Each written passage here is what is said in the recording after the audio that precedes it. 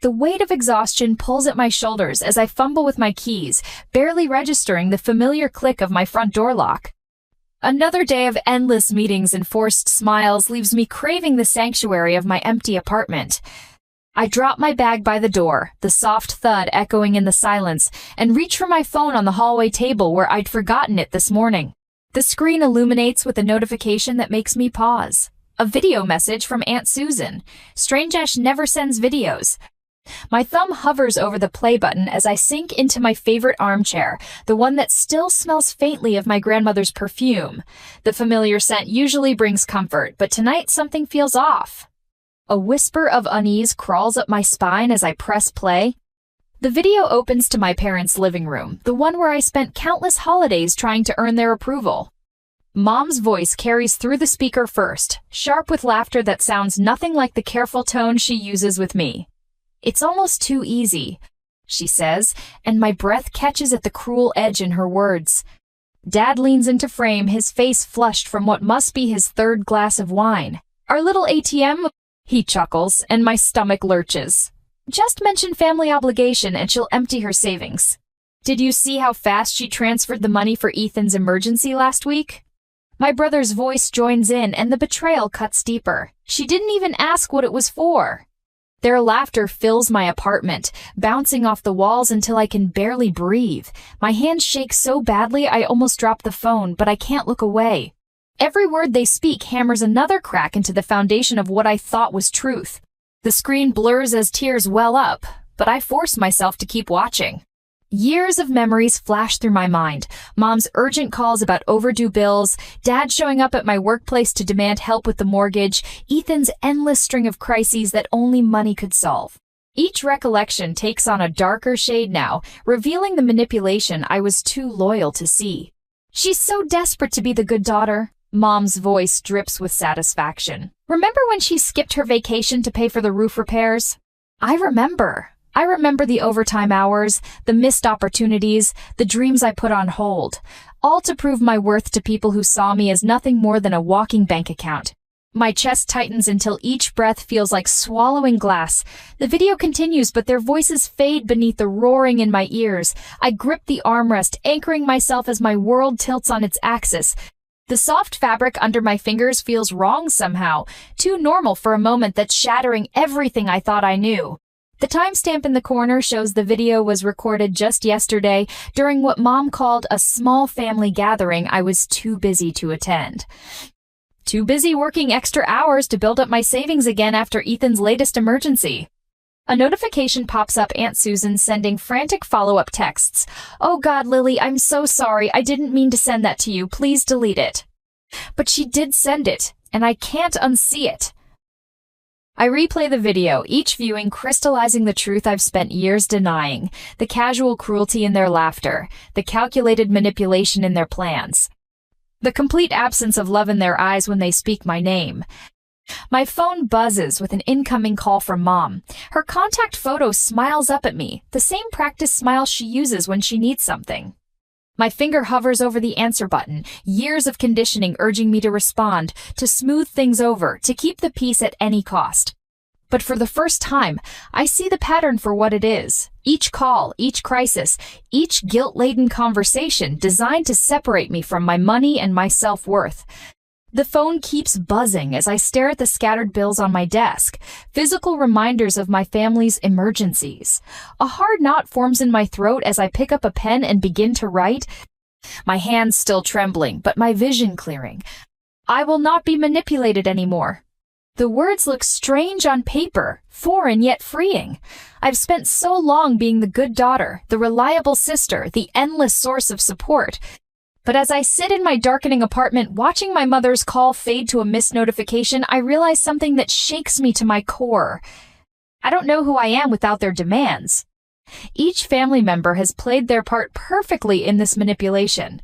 Mom, the maestro of guilt trips, her voice always trembling with manufactured crisis. Dad, the enforcer, showing up at my workplace to shame me into compliance when I dare to hesitate. And Ethan, my baby brother, the one I've protected since childhood, wielding my love for him like a weapon. The video plays one final time, and I watch them with new eyes. Mom's perfectly timed sighs when she needs money. Dad's practiced scowl that appears the moment I question any request. Ethan's wounded looks that make me feel like I'm abandoning him if I say no. They've crafted their roles in this performance with devastating precision. My phone lights up again, Ethan this time. The text preview shows just enough. Sis, I really need your help with. I set the phone face down on my desk. In the sudden silence, a question rises that I can't push away. How can I break free when every piece of who I am has been shaped by their manipulation? The answer waits somewhere in the darkness beyond their influence, and for the first time in my life, I'm ready to find it. Have you ever discovered that the people closest to you aren't who you thought they were? Share your story in the comments below. The video plays again in front of me, but this time I notice something I missed before. A series of notifications flash across the top of the screen, frantic messages from Aunt Susan appearing in real time as she recorded. Karen, are you sure about this? What if she finds out? We should delete this. My hands steady on the phone as the reality crystallizes. This wasn't just a casual moment of cruelty caught on camera. They planned this. Every laugh, every cruel comment, it was all orchestrated. Mom's voice cuts through the speaker again, and the memories flood in like a toxic tide. Last month's barrage of texts about the mortgage payment. Your father and I could lose everything. Is that what you want? The month before that, Ethan's in trouble. He needs help now. And 2 weeks ago, why aren't you answering? Family should come first. Each message arrives with perfect timing, always when I'm at my most vulnerable, late at night after a long day at work, or early morning when my defenses are down. The constant ping of notifications trained me like Pavlov's dog, each sound a reminder of my failure to meet their endless needs. Dad's tactics are more direct. I close my eyes and I'm back at my office 3 months ago, his broad frame casting a shadow over my desk as coworkers pretend not to stare. Your mother's crying because of you, he announced loud enough for everyone to hear.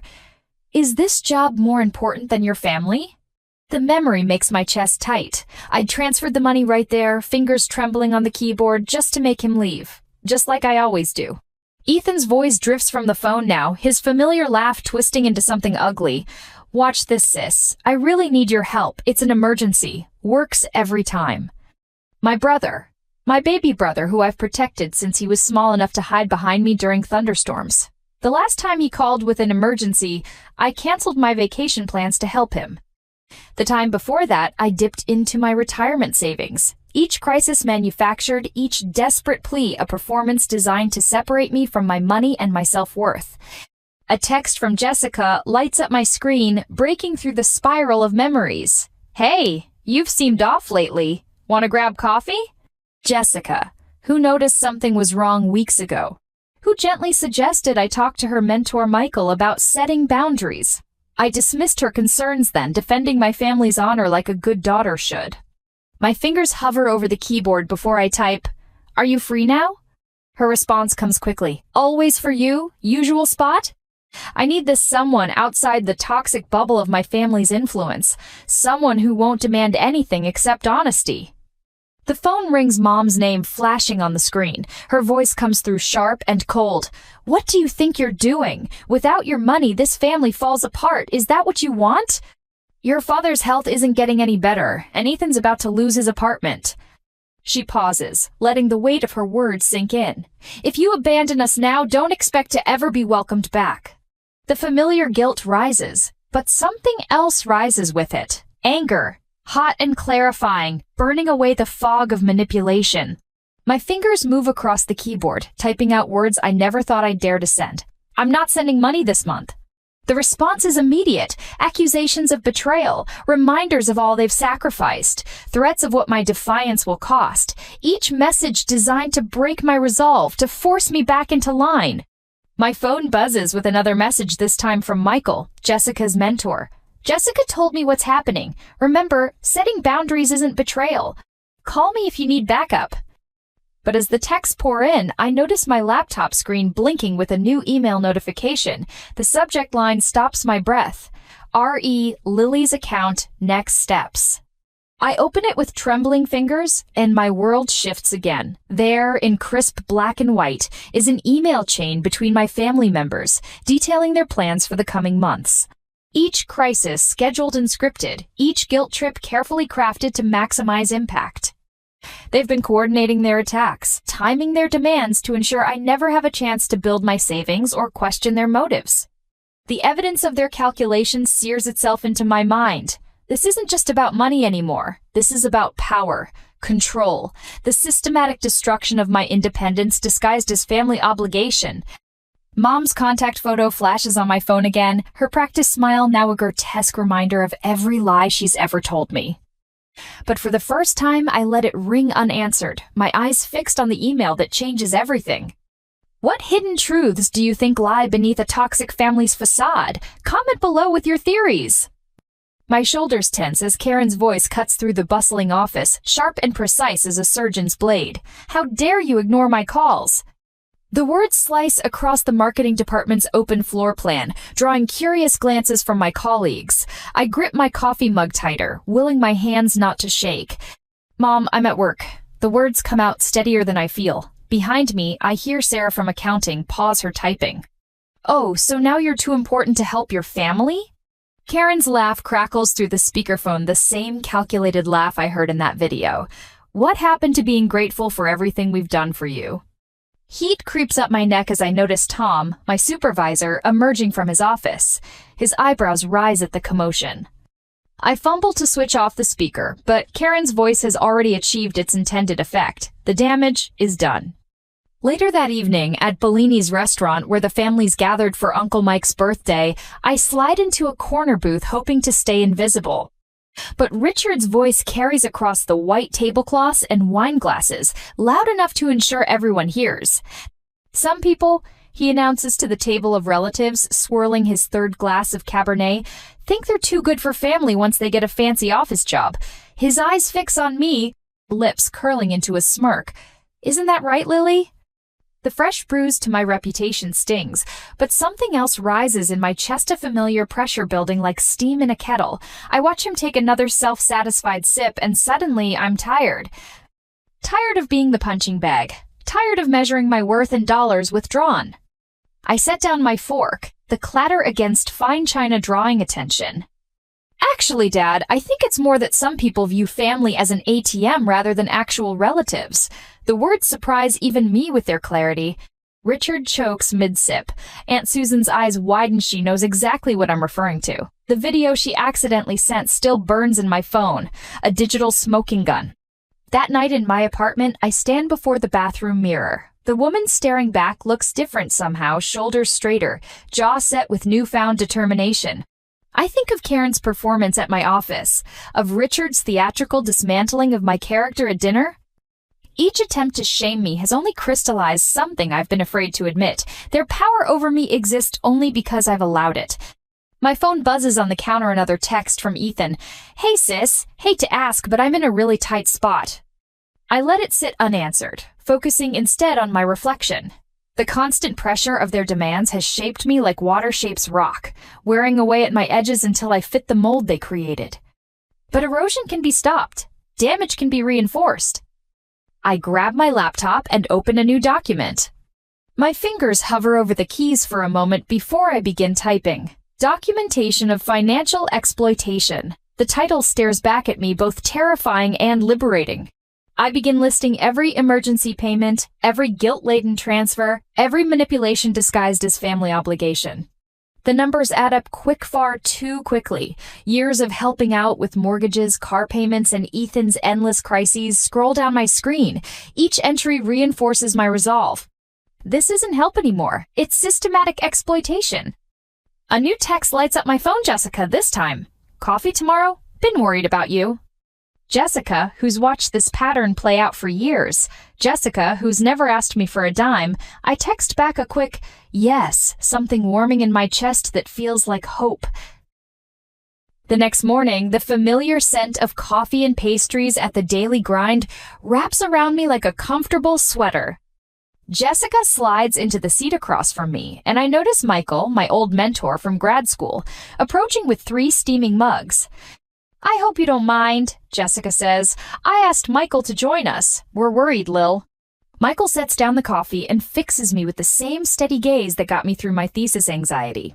Your father came by my office yesterday, he says quietly, making some interesting claims about your mental state. The old Lily would have crumbled at this news, but I think of the documentation waiting on my laptop, of Karen's public performance, of Richard's wine-soaked accusations. I wrap my hands around the warm mug, drawing strength from its solidity. They're escalating, I say, surprised by the clinical tone in my voice, because they're losing control. Jessica reaches across the table, squeezing my hand.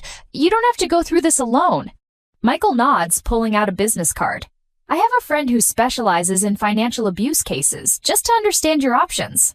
I take the card, its edges sharp and clean against my fingers. In its blank white surface, I see possibilities I've never allowed myself to consider.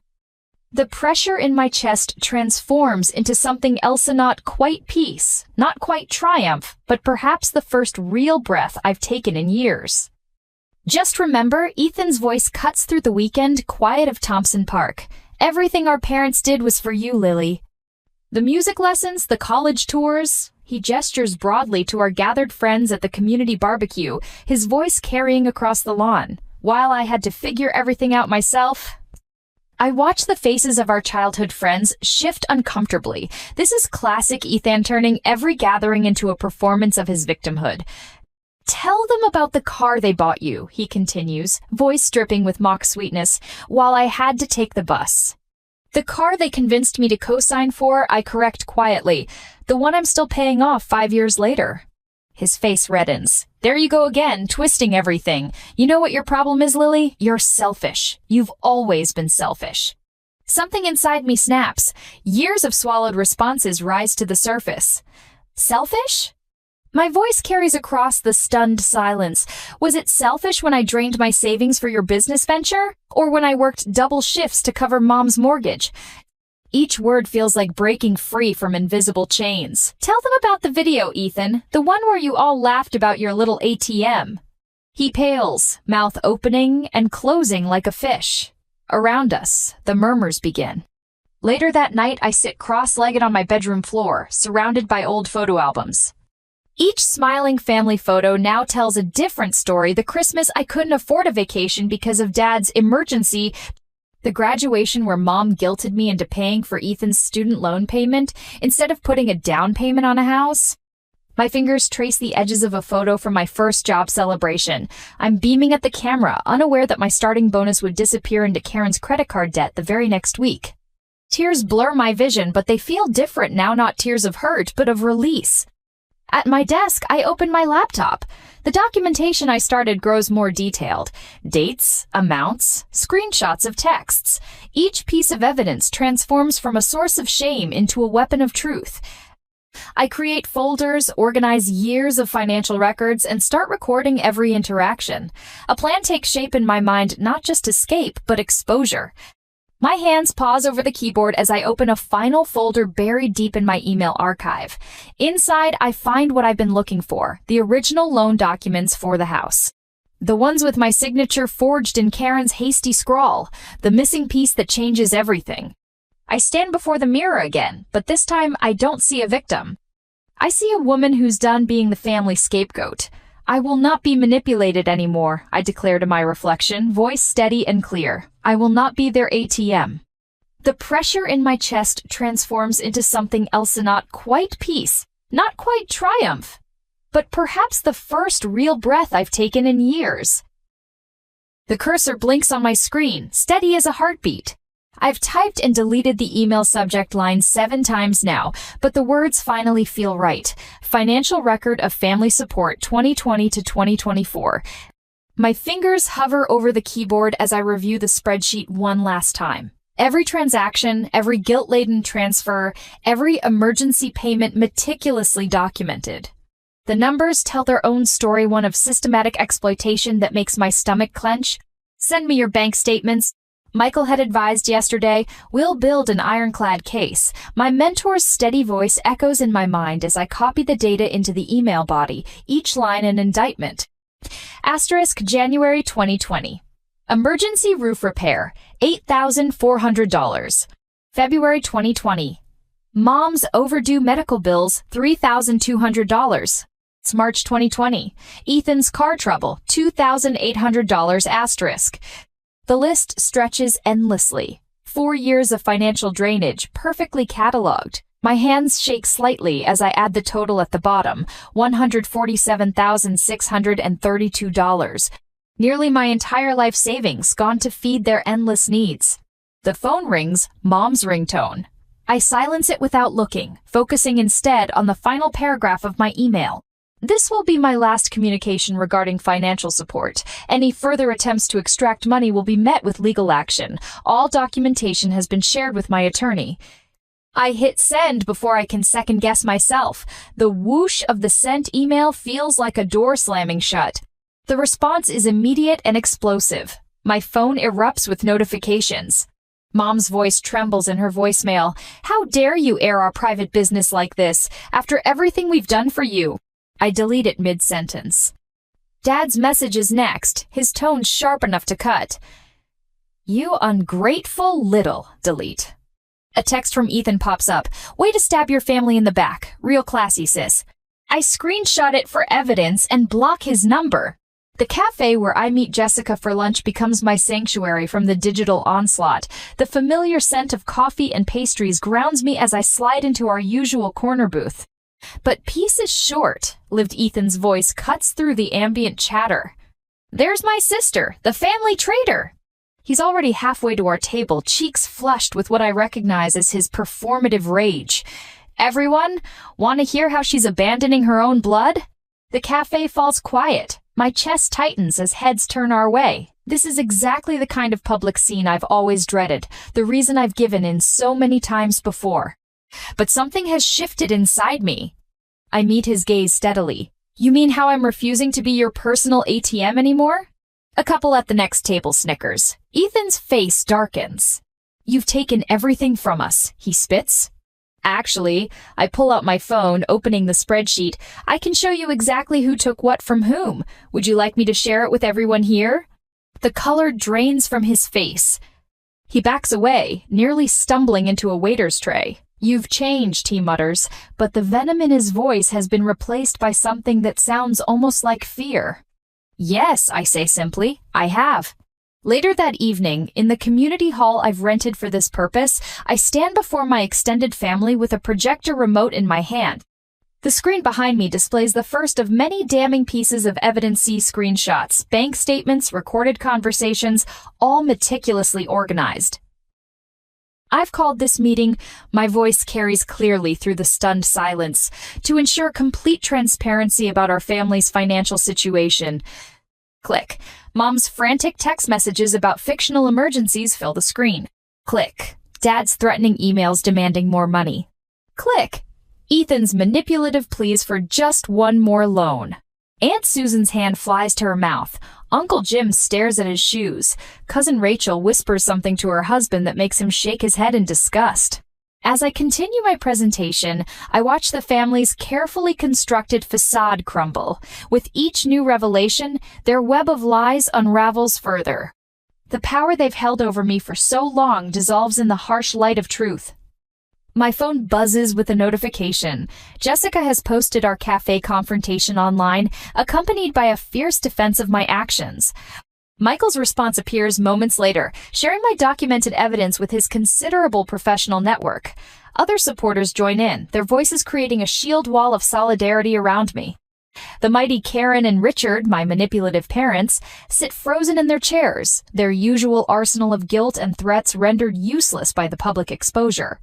Ethan, my once cocky brother, seems to shrink with each new piece of evidence. I end the presentation with a final screenshot, the video that started it all, where they laughed about exploiting my generosity.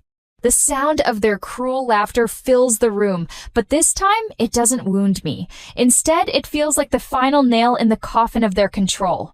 As the crowd disperses, I catch a glimpse of something I never expected. Ethan, alone in the corner, his shoulders slumped as he stares at his phone. For a moment, the arrogant mask slips, revealing something that looks almost like regret. He quickly looks away when he notices me watching. Through the thin walls of the hall, I overhear Aunt Susan's voice, thick with emotion as she speaks into her phone. I can't believe what we've done to her. All these years. She trails off, and I recognize the sound of someone grappling with their own complicity. Back in my apartment, I spread the evidence across my desk, bank statements, screenshots, recorded calls. My laptop screen glows with social media reactions, each supportive comment another brick in the wall between me and my family's manipulation. I open a fresh document and begin typing. Legal action preparation, phase 1. The familiar tension in my shoulders eases as I outline my next steps. Each piece of evidence carefully cataloged, each potential legal argument mapped out. This isn't just reaction anymore, it's strategy. My hands steady as I work, the trembling uncertainty of the past replaced by methodical purpose. A notification breaks my concentration. A new email. Sender anonymous, subject line cryptic. The final piece of the puzzle is closer than you think. My heart pounds as I read the preview text. Whatever this is, it could change everything again. The legal notice lands in my inbox with the sharp ping of an incoming email. Another one. I've received 15 similar messages in the past hour, each more threatening than the last. My mother's latest reads like a war declaration, peppered with phrases like moral bankruptcy and sacred family duty. My phone buzzes again, Dad this time. His voicemail notification popping up alongside a local news article where he's quoted calling me a daughter who's abandoned her family's values. The irony would be funny if it didn't make my stomach twist. I minimize his message and open my laptop instead. The document I've been preparing glows on the screen. Bank statements, text messages, recorded conversations, a digital paper trail of years of exploitation. Each piece of evidence has been meticulously organized, ready for the press conference I've scheduled for tomorrow.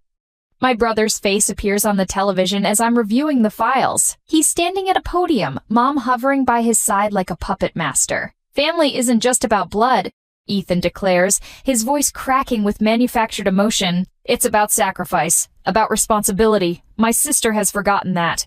The words hit their intended mark. Me chest tightens with familiar guilt, but this time, the feeling doesn't take root. Instead, I think of the video that started all this, of their laughter as they called me their walking ATM. The memory straightens my spine. My phone lights up with a message from Sarah, my PR consultant.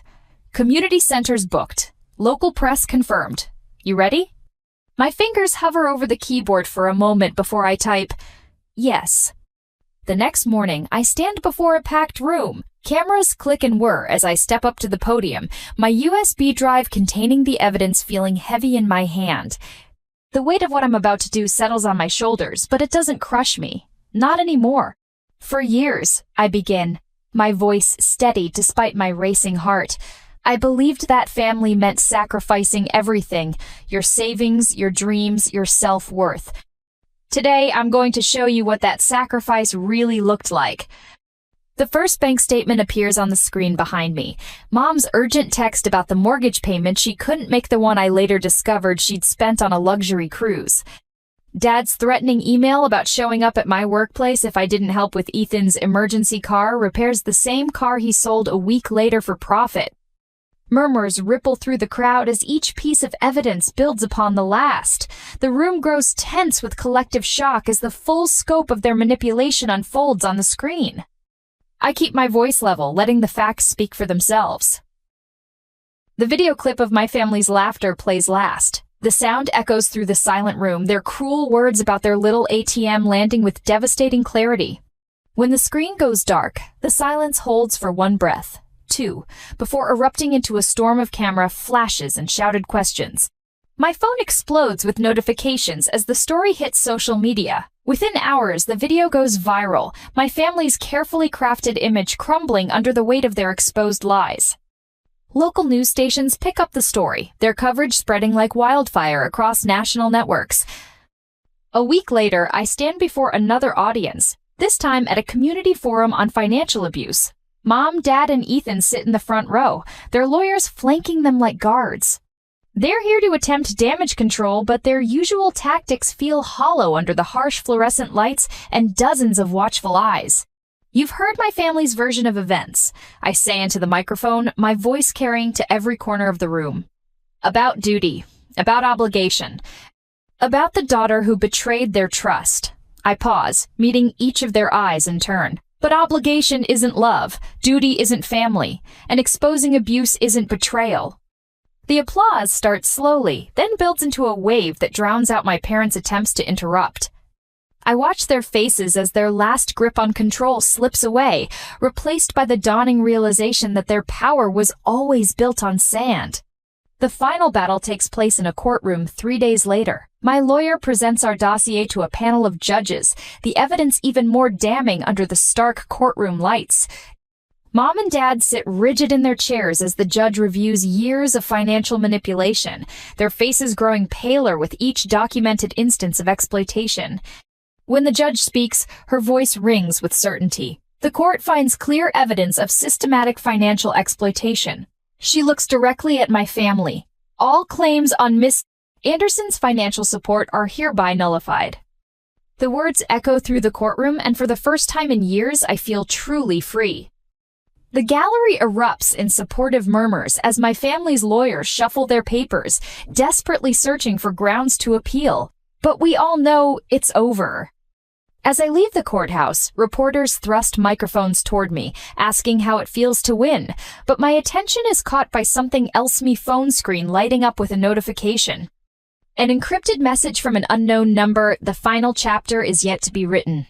I tuck the phone away, feeling the weight of unfinished business settle alongside my victory. The truth has been told, justice has been served, but something tells me this story isn't over yet. Have you ever wondered if true revenge brings freedom or if it just creates new battles to fight? Let me know your thoughts in the comments below. Morning light streams through floor-to-ceiling windows, casting long shadows across my newly renovated downtown Seattle apartment. The space feels different now, lighter somehow, as if the fresh paint and rearranged furniture have scrubbed away the lingering darkness of the past year. I arrange a silver frame on my desk, smiling at the photo of Jessica and me at last month's charity run. Next to it, I place the certificate from my self-empowerment workshop and a handwritten note from Michael that simply reads, "You've got this." Such simple words, but they mean everything now. My laptop screen glows with my updated 5-year plan. The goals I've set feel ambitious but achievable, expanding my marketing consultancy, leading workshops for others, breaking free from financial abuse, maybe even writing a book someday. Each milestone represents another step away from the person I used to be, the family ATM, the perpetual caregiver, the woman who measured her worth in sacrifices. The local cafe where I now sit with Jessica bears little resemblance to the place where I once huddled in corners, answering Karen's frantic calls about imaginary emergencies. The afternoon sun warms the wooden table between us as Jessica describes her latest project challenges. The client keeps moving the deadline, she says, frustration evident in her voice. I take a thoughtful sip of my tea, considering her words. Have you discussed implementing a change order process? It could help manage scope creep. The confidence in my voice surprises me, not because the advice isn't sound, but because I remember a time when I wouldn't have trusted my own judgment enough to offer it. The community center's meeting room feels intimate with its warm lighting and circle of chairs. 10 faces turn toward me as I share my story, each person carrying their own burden of toxic family dynamics. My voice remains steady as I describe the video that changed everything, the subsequent battles, and the freedom I found in finally saying, no. Recovery isn't linear, I explain, catching Michael's encouraging nod from the doorway. Some days you'll want to give in, to believe their promises of change. But healing begins when you realize that protecting yourself isn't selfish, it's necessary. The rain creates a gentle backdrop as I notice Hera woman standing outside the library, shoulders hunched, phone clutched in trembling hands. I recognize that posture, that look of desperate resignation.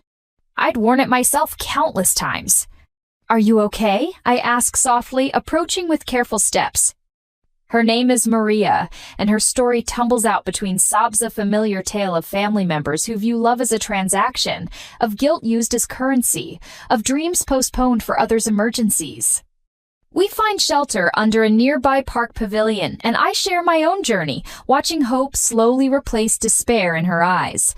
The first step, I tell her, is believing you deserve better. Dawn breaks over Puget Sound, painting the water in shades of gold and promise. From my balcony, I watch seabirds wheel against the brightening sky, their freedom a reflection of my own. A text notification breaks the morning silence, Ethan, probably with another crisis, another demand. I don't open it. Instead, I think about the woman I've become, the one who helps others find their voice, who knows her worth isn't measured in dollars given or sacrifices made.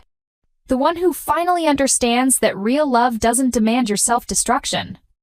The community art exhibit pulses with energy as I weave through the crowd, each piece telling its own story of resilience and renewal. A striking phoenix rises from scattered chains, its wings spread wide against a backdrop of breaking dawn. The artist Sarah catches my eye and smiles. "Your story inspired this piece," she says, extending her hand. I join a small group gathered near a multimedia installation, exchanging stories and contact information. A photographer named Alex shares his vision for documenting survivors' journeys. A counselor, Diana, discusses starting a workshop series for financial empowerment. Each conversation opens new doors, new possibilities. My phone fills with new connections, mail addresses, social media handles, tentative lunch dates. These aren't just networking contacts. They're the foundation of something deeper. Authentic friendships built on mutual understanding and respect, not obligation and guilt. The future stretches before me, vast and unmarked, a blank canvas waiting to be filled with genuine relationships, personal growth, and dreams that belong solely to me. For the first time in my life, I'm not afraid of what tomorrow might bring. I am enough, exactly as I am. What does freedom mean to you? Share your vision of a fresh start in the comments below.